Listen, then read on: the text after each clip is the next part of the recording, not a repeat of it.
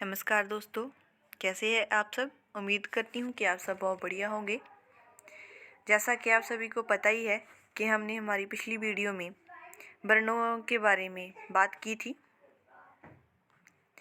इस वीडियो में हम व्यंजनों के बारे में बात करेंगे। पिछली वीडियो में हमने देखा था कि स्वर कितने प्रकार के होते हैं, उनका क्या एक्सप्लेनेशन भी की थी हमने उदाहरण भी दी थी। ठीक है, इस वीडियो में हम व्यंजनों के बारे में बात करेंगे। तो चलो स्टार्ट करते हैं वीडियो। सबसे पहले हम देखते हैं, माफ़ कीजिएगा, व्यंजनों का वर्गीकरण।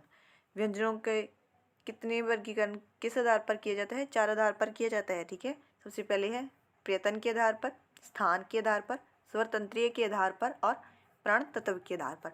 ये 4 हैं जिनके आधार पर हम व्यंजनों का वर्गीकरण कर सकते हैं। चलो आगे हम इसे और डिटेल में पढ़ेंगे। सबसे पहले आएगा प्रयत्न के आधार पर। प्रयत्न के आधार पर कौन कौन से आगे प्रकार होते हैं व्यंजन के? सबसे पहले आएगा स्पर्श व्यंजन। स्पर्श व्यंजन किसे कहते हैं? जब व्यंजनों का उच्चारण मुख के अवयवों का परस्पर पूर्ण स्पर्श करने पर होता है, तब उन्हें स्पर्श व्यंजन कहा जाता है। इनके उच्चारण में पहले हवा मुख में रुक जाती है, फिर धक्का देकर बाहर निकलती है। ठीक है, जब हम बोलते हैं, जैसे हम क ख ग ग और बोलते हैं, ठीक है, जब भी हम बोलते हैं, इन 5 वर्गों को हम बोलते हैं, तब हमारे मुंह में जो भी हवा आती है वह एक बार रुक जाती है और जो भी हमारे मुंह के जो भी अवयव होते हैं, जो भी अंग होते हैं हमारे मुंह में, ठीक है, वो किसी ना किसी अन्य अवयव को स्पर्श करते हैं। ठीक है, जैसे हम क बोलेंगे, ठीक है, हमारी जीभ है जो वो हमारे तालू को स्पर्श करेगी। ठीक है, जब हमारे मुख के अवयव पूर्ण रूप से स्पर्श करें, ठीक है, और हवा पहले रुके और बाद में धक्का देकर बाहर निकले, तब इन्हें स्पर्श व्यंजन कहा जाता है। इसमें क्या आएगी? इसमें 5 वर्ग आएंगे। ठीक है, क वर्ग, च वर्ग, ट वर्ग और त वर्ग और प वर्ग। ठीक है, ये 5 वर्ग आएंगे इसमें स्पर्श व्यंजन में। ठीक है, और इसके बाद आएगा संघर्षी व्यंजन। संघर्षी व्यंजन, संघर्ष से ऑब्वियसली हमें पता ही है संघर्ष क्या होता है, जिसके लिए हमें कुछ स्ट्रगल करना पड़े। ठीक है, जब हम कोई भी शब्द बोलते हैं, कुछ भी बोलते हैं, ठीक है, इसमें बताया गया है कि उच्चारण करते समय 2 अवयव इतने निकट आ जाते हैं कि हवा दोनों के बीच से घर्षण करती हुई निकलती है। ठीक है, इसे फ हम बोलेंगे, फ हमारे दांत और हमारे जो होंठ है, ठीक है, इन दोनों ये दोनों आपस में मिल जाते हैं। जब मिल जाते हैं हम फ बोलेंगे, तो हमारी जो अंदर की हवा है वह हमारे होंठों के आसपास से निकलेगी। ठीक है, धक्का देकर निकलेगी। हवा को निकलने के लिए संघर्ष करना पड़ेगा। ठीक है, तो उसे हम क्या कहेंगे? संघर्षी व्यंजन। कौन कौन से होते हैं? फ ज छ ख ग, ये क्या होते हैं? संघर्षी व्यंजन होते हैं हम। ठीक है, आगे बढ़िए अभी।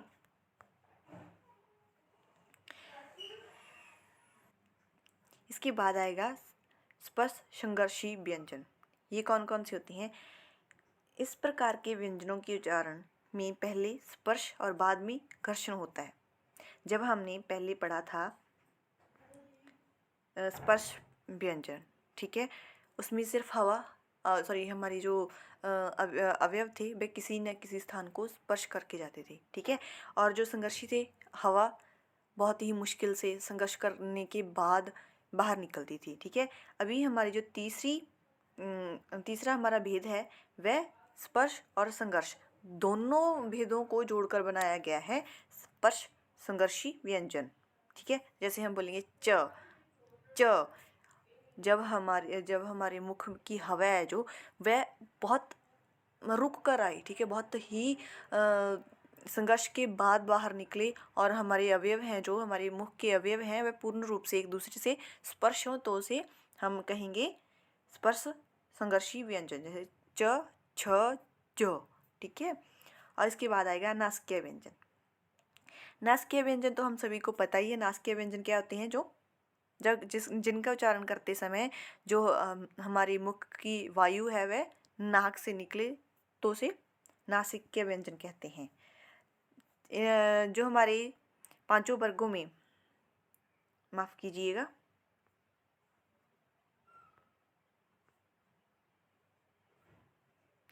जो हमारे पांचों वर्गों में, माफ कर दीजिएगा थोड़ी सी दिक्कत आ गई है, जो हमारे पांचों वर्गों में, ठीक है, पंचम वर्ण होते हैं उन्हें क्या कहते हैं? नासिक्य व्यंजन कहते हैं। ठीक है, ये जो है नासिक्य व्यंजन है। समझ में आई बात? ठीक है, और इसके बाद है जो पार्श्विक व्यंजन। पार्श्विक व्यंजन क्या कहते हैं, किसे कहते हैं? जिस वर्ण के उच्चारण में मुख के मध्य भाग में दो अवयवों मिलकर वायु अवरुद्ध कर देते हैं किंतु हवा दोनों पार्श्वों से होकर निकल जाती है। जैसे ल, जब हम ल बोलते हैं तो हमारी जो जीवा है, ठीक है, वो हमारे जो मसूड़े हैं, ठीक है, उनको टच करती है और जो हमारे अंदर की वायु है, हवा है, वह हमारी जीवा के दोनों ओर से निकल जाती है। ठीक है, उसे हम क्या कहेंगे? पार्श्विक व्यंजन। ठीक है, और इसके बाद आएगा उत्प्रेक्ष व्यंजन। उत्प्रेक्ष व्यंजन क्या कहते हैं? इनके उच्चारण में जीवा नोक, जो जीवा की हमारी नोक होती है, पहले का जो हिस्सा होता है, स्टार्टिंग पॉइंट होता है हमारी जीवा का, कठोर तालु को छूकर झटके से नीचे आकर वायु निकालती है, उसे उत्क्षिप्त व्यंजन कहते हैं। जब हमारी जीवा है जब हमारी जीवा की नोक होती है, बिल्कुल ही पतली सी, जो स्टार्टिंग पॉइंट होता है हमारी जीवा का, ठीक है, जैसे माफ़ कीजिएगा मैं आपको दिखाती हूँ। जैसे हमारी ये जो जीवा है, ठीक है, ये जो है, ये वाला पॉइंट है जो हमारी जीवा का, ठीक है, इसे हम क्या कहेंगे? ये हमारी जीवा का नोक है। ठीक है, जीवा नोक है जब कठोर तालु हमारा जो ऊपर का हिस्सा होता है, मसूड़ों के ऊपर का आगे जाकर होता है, और जो हमारा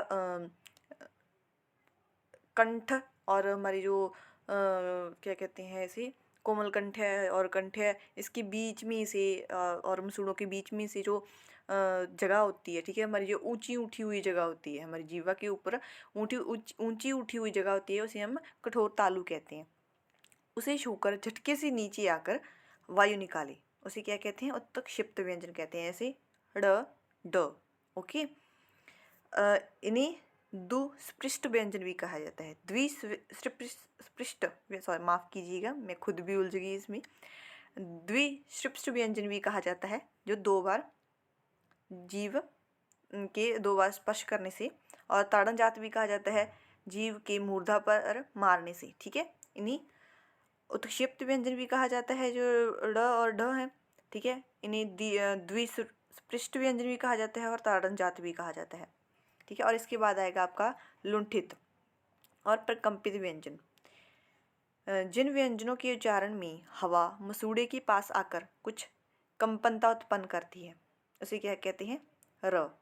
जब हम र का उच्चारण करते हैं, ठीक है, आप जब भी र का उच्चारण करते हैं तो हमारी जीवा है वो कुछ कंपन होता है, हमारी मुंह में कुछ ना कुछ कंपन होता है। जब हम र कहते हैं, हमारी जीवा जो थोड़ा हल्का सा कंपन होता है, हवा बाहर आती है और हल्का सा कंपन पैदा कर देती है, उसे हम कहेंगे लुंठित और प्रकंपित व्यंजन। ठीक है, और इसके बाद आएगा अर्धस्वर या फिर अंतसथ व्यंजन। इन्हें अर्धस्वर और अंतसथ व्यंजन कहा जाता है। ठीक है, क्योंकि माना जाता है कि ये ना तो ये पूरी तरह से व्यंजनों में आते हैं और ना ही पूरी तरह से स्वरों में आते हैं। ठीक है, इसीलिए इन्हें कहा जाता है य और व का, य और व को दोनों को कहा जाता है अर्धस्वर, क्योंकि जब भी हम बोलते हैं तो हमारे मुख में हवा अटकती नहीं है। व्यंजन वही होते हैं जो जिनका उच्चारण करते समय हमारे मुख में जो हवा है वो अटके, और स्वरों के उच्चारण हम तब करते हैं जब हमारे मुख में हवा नहीं अटकती, तब स्वरों का उच्चारण होता है। लेकिन जब हम य और व का उच्चारण करेंगे तब हमारे मुख से में हवा बिल्कुल भी नहीं अटकती, बिना रुकावट के हमारे मुख से हवा बाहर आ जाती है। ठीक है, इसीलिए इसे अर्धस्वर भी कहा जाता है और इन्हें व्यंजन भी माना जाता है। ना कुछ जो विद्वान हैं इसे व्यंजन मानते हैं और कुछ विद्वान इसे स्वर मानते हैं, ठीक है, इसीलिए इन्हें अर्धस्वर कहा जाता है। दोनों में इसे रखा जाता है। जैसे य, इसके उच्चारण में होंठ फैले हुए या कभी तटस्थ रहते हैं, ठीक है। य हम कहते हैं तो हमारे होंठ हैं जो बिल्कुल खुल जाते हैं, ठीक है, फैल जाते हैं एक दूसरे से। और व, इसका उच्चारण होंठ, इसमें के उच्चारण में भी होंठ है जो फैले रहते हैं, ठीक है। और इसके बाद स्थान के आधार पर, स्थान के आधार पर कौन कौन से जो भेद आते हैं व्यंजन के। सबसे पहले आता है कंठ्य व्यंजन। कंठ्य, कंठ्य का मतलब होता है जो हमारे कंठ को स्पर्श कर कर हम उच्चारण करते हैं जिसका, ठीक है, उसे हम कहते हैं कंठ्य। जैसे क, ख, ग, क, ह, इनका जब हम उच्चारण करते हैं तो हमारी जीवा है जो वो कंठ्य को स्पर्श करती है। और इसकी आवाज़ भी आप देखिएगा, जब आप उच्चारण करेंगे तो अब आप देखेंगे कि इसकी आवाज़ भी हमारे कंठ में से आती है, हमारे मुंह में से नहीं आएगी, वैसे लगेगा कि हमारे कंठ में से बाहर निकल रही है, ठीक है। और इसके बाद आएगा तालव्य व्यंजन। तालव्य व्यंजन जो जीवा का पिछला भाग होता है, ठीक है, जो जीवा का पिछला भाग होता है वो कोमल तालु को स्पर्श करता है, इसे कहते हैं तालव्य व्यंजन। जैसे श, ज, च, श, इस ई भी इसमें आएगा, क्योंकि ई एक स्वर है इसलिए मैं इसे इसका वर्णन नहीं कर रही, क्योंकि हमने पहले इसका सभी का वर्णन कर लिया है, ठीक है। तालव्य व्यंजन में आएगा श, ज, च और श, ठीक है। च जो है वह हमने पहले देख ही लिया है, ठीक है। इसके बाद आएगा मूर्धन्य व्यंजन। मूर्धन्य व्यंजन, इन व्यंजनों के उच्चारण में जीवा नोक कठोर तालु के आगे के भाग को स्पर्श करती है। जो भी हमारी जीवा नोक होती है वो कठोर तालु के आगे के भाग को स्पर्श करती है। जैसे ट वर्ग और श आएगा इसमें, ठीक है। इसमें पूरे का पूरा ट वर्ग आ जाएगा। जब हम ट, ठ, ढ, ढ, न कहेंगे तब हमारी जो जीवा नोक है वह हमारे जो मसूड़ों के ऊपर की जो बिल्कुल ठीक ऊपर, मसूड़ों के ठीक ऊपर हल्का सा जो कठोर स्थान होता है उसे स्पर्श करती है, तब इसे हम कहेंगे मूर्धन्य व्यंजन। उसे मूर्धन्य व्यंजन कहा जाता है, जैसे ट, ठ, ढ, ढ, ण और श, ठीक है। और इसके बाद आएगा दंत्य व्यंजन। दंत्य व्यंजन जब हमारी जीवा की जो नोक होती है, ठीक है, वह हमारे दांतों के ऊपरी दांतों को स्पर्श करती है, ठीक है।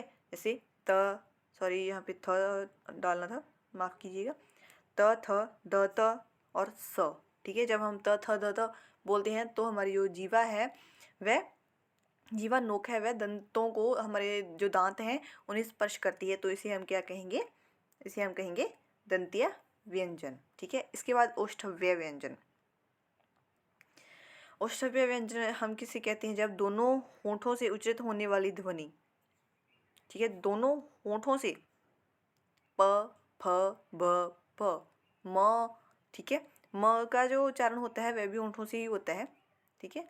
इसे हम जो हम बोलते हैं तब हमारी जो दोनों होंठ हैं, ठीक है, वे आपस में मिल जाती हैं, एक दूसरे को स्पर्श करती हैं, प, फ, ब, प, म, ठीक है। और इसके लिए इसे कहते हैं औष्ठव्य व्यंजन। और इसके बाद आएगा नासिक्य व्यंजन। नासिक्य व्यंजन क्या किसे कहते हैं, हमने पहले भी पढ़ा है। जिन ध्वनियों के उच्चारण में जो हमारे मुख में की वायु है वह हमारे नाक से निकले, हमारे मुख से नहीं, हमारी नाक से निकले, ठीक है, उसे हम कहेंगे नासिक्य व्यंजन। हमारे जो व्यंजन के पांचों वर्ग हैं, ठीक है, उनके जो पंचम उनका पंचम वर्ण होता है, पांचों वर्गों का पंचम वर्ण होता है जो, उसे नासिक्य व्यंजन कहा जाता है, ठीक है। और इसके बाद आएगा वर्तस्य व्यंजन। वर्तस्य व्यंजन जब हमारे जो दांतों के ऊपर नहीं होता, मसूड़ों से हल्का सा नीचे होता है, ठीक है, उसे हम वर्तस्य कहते हैं, ठीक है। जैसे कहते हैं जिसमें आएगा न, ल, र, स, ठीक है, हमारे ये हमारी वृत्तस्य को, हमारे मसूड़ों को स्पर्श करती है जब जीवा हमारी, ठीक है, तो उसे हम कहते हैं वृत्तस्य व्यंजन। दंतोष्ठ्य, जब हमारे दांतों और ओष्ठों दोनों का, हमारे दांत और हमारे होंठ, इन दोनों का प्रयोग हो जिसके उच्चारण में, उसे क्या कहते हैं? दंतोष्ठ्य कहते हैं उसे। उसे क्या कहते हैं? दंतोष्ठ्य। ठीक है, दांत और होंठ दोनों का प्रयोग हो उसे हम कहते हैं दंतोष्ठ्य। इसमें किसका कौन से शब्द आए, सॉरी कौन सी ध्वनियाँ आएंगी इसमें? फ और व, फ और व, ठीक है, ये दोनों ध्वनियाँ आएंगी इसमें। और इसके बाद हम देखते हैं स्वर तंत्रियों के आधार पर। ये हम हमारी अगली वीडियो में करेंगे, क्योंकि हमारी वीडियो पहले ही बहुत लंबी होती जा रही है, इसलिए हम यहीं पर देखेंगे इसे। ठीक है, आज हमने जो व्यंजनों का वर्गीकरण किया है प्रयत्न के आधार पर और स्थान के आधार पर। ठीक है, हमने इन दोनों का वर्गीकरण किया है, माफ़ कीजिएगा, इन दोनों का हमने वर्गीकरण कर लिया है। और हमारी अगली वीडियो में स्वर तंत्रियों के आधार पर और प्राण तत्व के आधार पर हम इसका इसके बारे में बात करेंगे कि स्वर तंत्रियों के आधार पर व्यंजनों का वर्गीकरण कैसे होता है और प्राण तत्व के आधार पर व्यंजनों का वर्गीकरण कैसे होता है। अगर आपको हमारी ये वीडियो अच्छी लगी हो तो प्लीज़ लाइक और शेयर ज़रूर करें और हमारे साथ ऐसे ही जुड़े रहें। धन्यवाद।